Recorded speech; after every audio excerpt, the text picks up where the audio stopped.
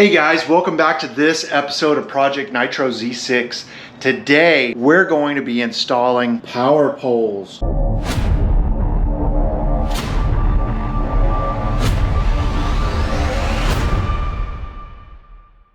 So we've got two Sportsman 2s we're going to be putting on, and because our Nitro Z6 has this odd shaped back end where it's recessed in here, we've gone ahead and had to get special adapter brackets. Now I'll point those out to you. It's two sets. I've went ahead and marked those. That's everything we need for the starboard side. This is going to be everything we need for the port side, and this is known as the M-to-S mount. Basically, these things are going to go behind the engine, and then these are going to attach to that and give us that look here to where it's going to be offset and away from the back of the boat, the way it's shaped here. These were the kit S54s, and I went to Hydrilla Gear to get these things when I actually ordered them. They were actually cheaper to get from this third-party vendor than they were from PowerPole directly. So Hydrilla Gear is where I went. You'll need the dual side mount adapters. That's these right here, and then you'll need a set of the dual bracing kit. And if you guys are looking at ordering some of these, they sent me a coupon here, 10% off. So you can try this coupon code right here and maybe you'll save some money. They weren't marked for what side, so I kind of laid it out and I know what side goes where. You know, it comes with all the hardware and stuff.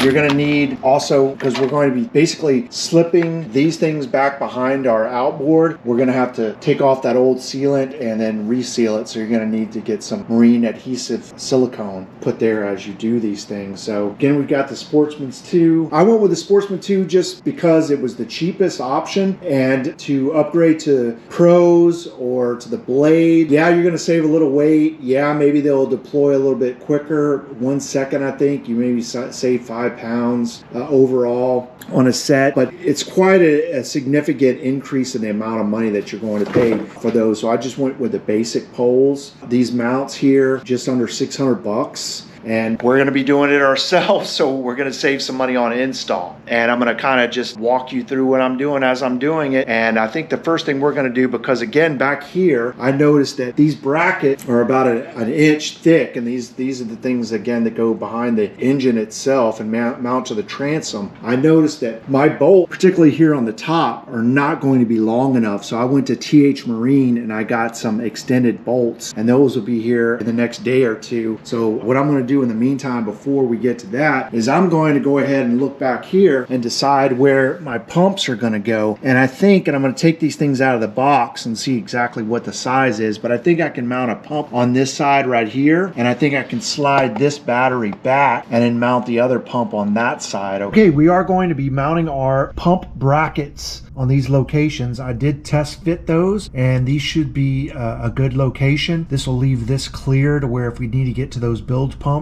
our aerator pumps at any time, we've not occluded that area. And likewise, you'll be able to come from behind to get to your bolts and things like that, and as well as will provide enough room that with the use of a funnel, if you need to fill the reservoirs for maintenance purposes. So we're going to go ahead and get those secured. All right, so we filled our pump, and you'll see that it has on the side minimums and maximums. We filled it up for now, but we may have to add more once we prime our lines. Now they give you some gaskets that go on here, and then they provide the bolts as well. So we get these hands started, and then we'll come back with our wrench and tighten them up. Okay, nice and secure. We'll do the same on the other side. Okay, so we've got our pumps installed on both sides there. We'll have adequate ability to visualize the fluid levels as well as get to them to fill them if we need to. So now we're going to go ahead and put our terminal connectors on so we can hook this up to power. Now, they provide some connectors here. I have my own. They're a little bit beefier, as you can see. So I'm going to go ahead and use mine. We don't want to hook it up to the battery until we actually hook up our hydraulic hoses and stuff. That's a warning in the instruction. Likewise, when we hook this up, ultimately it's going to be on its own brake switch. It's in the instructions as well, warning you or advising you to put it on a separate switch.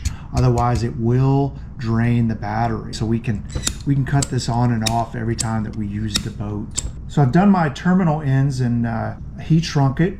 I went on this one where these two come together for the switch, and I created a 10 gauge jumper. This will actually connect to the battery. There's a lot of different ways you can do this as long as your connections are good. This is the way we're gonna do it, and I'm gonna come back and I'm gonna clean up these wires with some split sleeving, and we'll dress it up a little bit back there. Okay, so we've got everything hooked back up to the battery, and I misspoke a while ago. I said about not hooking up to battery, but that means don't hook it up to power. We installed a breaker or a switch here, remember that? So this will not be powered until we actually go to hook up our hydraulic lines. For what I've got, it's pretty tidy.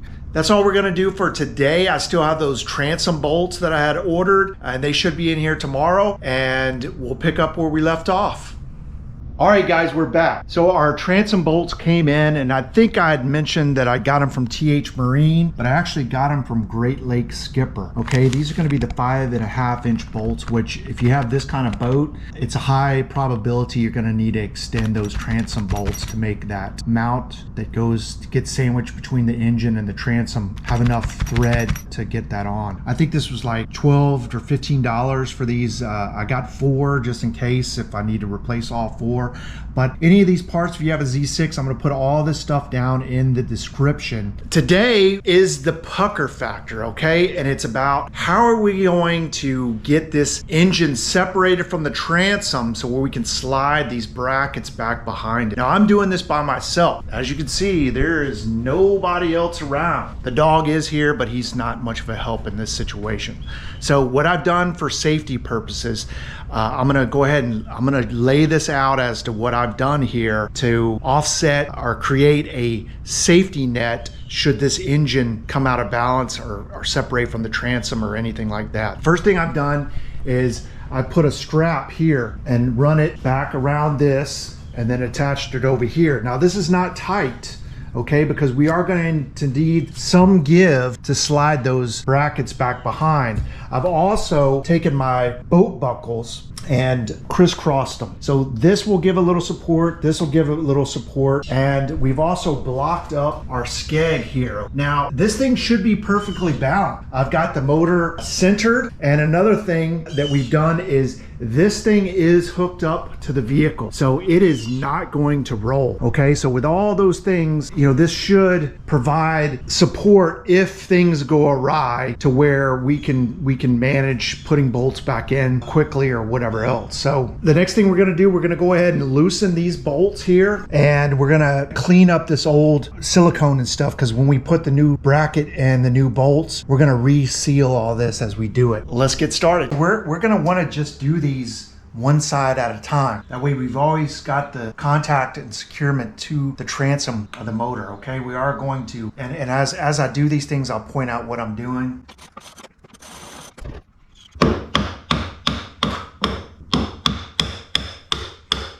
Okay, what I've got here is, this is a bolt that actually came with the poles for a transom mount directly. And what I'm gonna use, because of this diameter, I'm gonna use it as a center punch to knock these bolts through.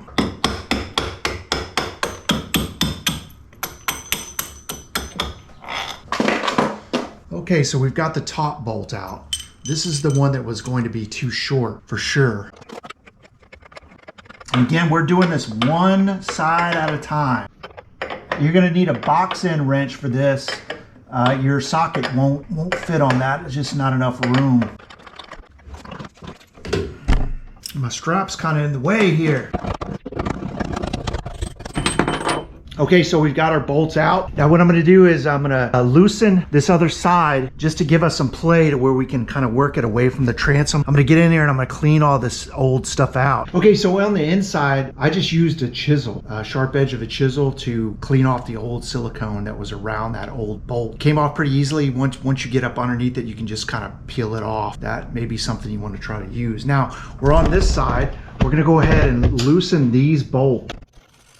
So I'm going to take this one right at the end of its threads. You can see we're just taking it to the end of the thread, okay? So it's still on, but if this motor pops loose, it'll still catch it. And we'll do the same to this bolt down here.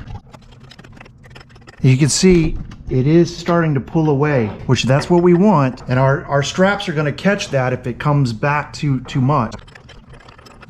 Okay guys, if you can notice, we've loosened that other side. If you notice, we can shimmy this, okay? We can move this, right? But it's not jeopardizing the motor falling off or anything like that, okay? But these straps are still giving us that support to where we can do this by ourselves. Now I wanna also show you what that's doing is, it's creating this gap in between here that we can squeeze that bracket in between. But you see all this old silicone? We've got to clean that off first. Okay, I've got this fairly well cleaned, okay? So we can put new silicone in here when we put our bolts in. And we're gonna come over here and we still need a little more gap to accommodate that bracket. So what I've got is a little pry bar. Now, you trust your straps, guys, trust your strap. We're gonna pull this out away from this transom, give us that gap that we need, okay? So we're just applying a little pressure here. We're gonna bring this out until we get to those threads. We might need to actually loosen that a little bit more. All right, did you guys see that? I hit my trim switch down a little bit. It's still balancing, but it's really freed up a lot of, it took the torque out of that. And now we can pivot that really well. Straps are working, it's holding it. Okay, let's try this. Okay, we've got the plate back there again. We're gonna try to line up the holes. I'm trying to get you guys a view, but in doing so, it's keeping me from seeing what I need to do here. So I'll put you guys back here. This is where an extra set of hands would come in if somebody could balance this thing as you're trying to line this thing up. Okay guys, I've gotten this mount, the holes lined up as a test fit, and I'm telling you, it wasn't not easy.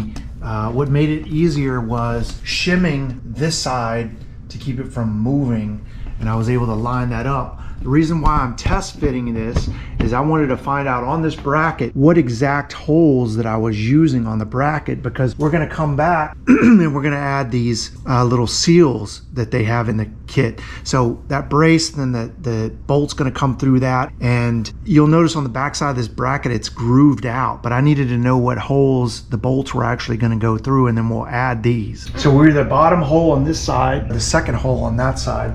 So we're gonna take our sealant, and that should hold this in. Otherwise, it'll slide. So I'm thinking that if we just put a dab of silicone on that, that should hold that in place. Okay, see, we've got that holding those seals there. And this is notched out or grooved out because some engines have the bolts going back this way. They're mounted in this way, but then they have the bolts coming out this way that mounts the engine. You know, again, with these universal brackets, sometimes I don't know that these are absolutely necessary for our application, but they are in the instructions. I'm going to go ahead and put them in there. We're going to line this back up again. Once we've got these holes lined up again, we're going to blast some silicone in there, and you know, you're not going to get any points for not making a mess, but you definitely want some silicone back there that's going to seal once you put these bolts through there. We're going to do silicone from the back side too. We're going to make a mess, but we can come back and clean that later. Starting with this top nut because that's the one I can reach. We just got to fine tune this thing until we can get that bolt back through, just like that. Okay, success. So remember, we're doing our extended bolt up here. That was the 5.5 inch. We're gonna go back with the original 5 inch that was installed that we found was long enough on the bottom. So we're gonna do that on the bottom, back to the original. Woo! Oh hell, that wasn't gonna be long enough. Looks like we are gonna need to use that other bolt. Okay, so we got this one on, and I tell you, this is not gonna be easy, but it can be done, and it can be done as one person. However, if you do have a second hand, it would be much, much easier. Okay? But we got this one on, and now we're gonna do the same steps on the other side. Now, being that we have that side, this should go a whole lot easier because we've already got that designated gap. And once we remove these bolts, it should slide, you know, back in there relatively easy compared to the other side, because we were, you know, having to counter lever the engine and whatnot to make it fit, and we had to do a test fit and all that jazz. So I'm hoping that this one will go easier, but you guys get the idea. I'll catch you back up once I get this side on. All right, guys, I just wanted to point this out, okay? If you guys are attempting to do this at home, and you're gonna find that this other side is much more difficult, this first side, but here is your light at the end of the tunnel. I promise you that once you get that side on over there, this is gonna be so much easier to get leveled out and matched up, okay? So if you can get that other side, that's the hardest part. This side is going to be easy. Okay, so we have completed our M-to-S brackets. I used some of that silicone goop stuff, and I shot it in holes above and below to give it some extra seal. That stuff is kind of runny, so in self-leveling, so it finds where it needs to go, and I rather use more than not enough. Okay, so we've got both of those, and now that we've completed that, we're going to talk for a second. Okay, and I want to point some things out that they're not going to point out in other videos, and that is with this M-to-S bracket itself. This is the only approved mercury bracket for this application. Now, PowerPole will sell you some thinner winged type brackets. They're probably a little simpler to put on because you don't have to get that gap like you do on this one to install it. But I'll tell you this, it's one of those pay now or pay later situations, okay? So let's imagine that I would have went with one of those winged brackets and I went through all this work. What if I still need to replace at some point my outboard? Now, I would still want my poles. Then I'd very much want the warranty of the new motor. So that's why I went ahead and just did it the right way the first time with the mercury approved bracket, okay? So again, we've got that done. And look, the motor's here. We've gone ahead and taken our straps off. We didn't lose the motor. I did it single-handedly. It can be done. Is it the easiest thing in the world? No, it's not. Let's move on to the next step. Something else I wanted to add, I'm going to let this silicone adhesive set for 48 hours before I put the boat in the water. Okay, now we're ready to attach our PowerPole braces to our M-to-S bracket that we've installed. The instructions are pretty good. I've laid out my bolts to correspond with the instructions. They'll tell you where each bolt goes and how, and we're gonna go ahead and get that mounted up. Okay, something to point out on this thing is that it is slotted, so it has adjustments. So we're gonna just get this tightened up. We may have to fine tune it once we get our poles. Okay, we've just got this on snug for now. We can make those adjustments that we need to. The next thing are going to be our bolts that come through this that actually secure our pole to this mount.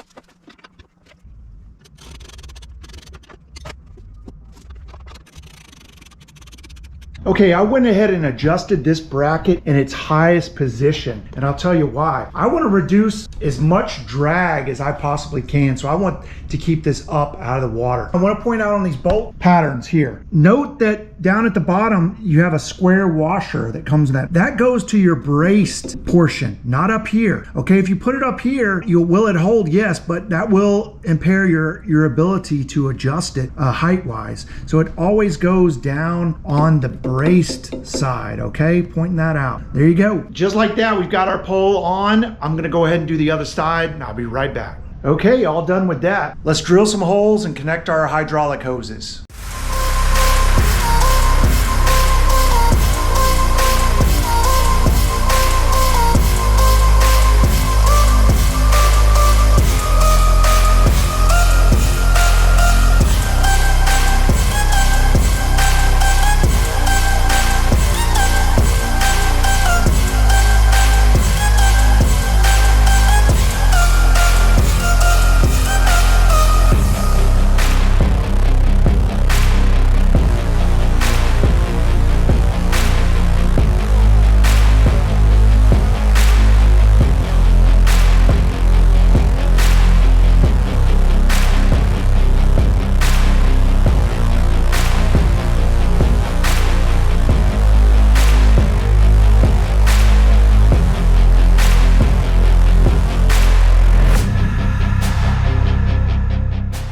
Okay, so we've got our hoses connected. You know, when you do install these, they want you to put a loop in it. This is to give it slack when it's in its lowest position. You know, they give you these rubber seals. It goes in these holes. This is the locations that I chose on both sides. You can do what you want to do. I just wanted to make sure that it was clear of the rigging. I did that on both sides here. And I just did it where it was uniform to where you'll have the same equal distance on both sides. I kind of managed these a little bit with some zip ties, you know, just to give it a little cleaner look. Now on the inside, taking my hoses and I've kind of rolled them up. This one stows here, and on the other side, this is rolled up and it kind of goes behind the pump. The hoses come with an incredible memory, okay? They've been twisted up when they were stored. And, you know, when you're routing these things, you know, just be patient, kind of let it do its own thing, and then kind of twist it up. But you'll be able to manage them. So the next thing we've got to do is we're gonna go ahead and prime the poles and sync the remotes, and I'll show you how it's working. All right, guys, we've paired up all our remotes. Let's go ahead and give it a try. All right, and up. That's fantastic. I can't wait to get this out on the lake and give it a try. Thank you guys for tuning in. I hope that you found this video helpful. And if so, please like, comment, and subscribe. And as always, we'll see you next time. Bye-bye. You ready?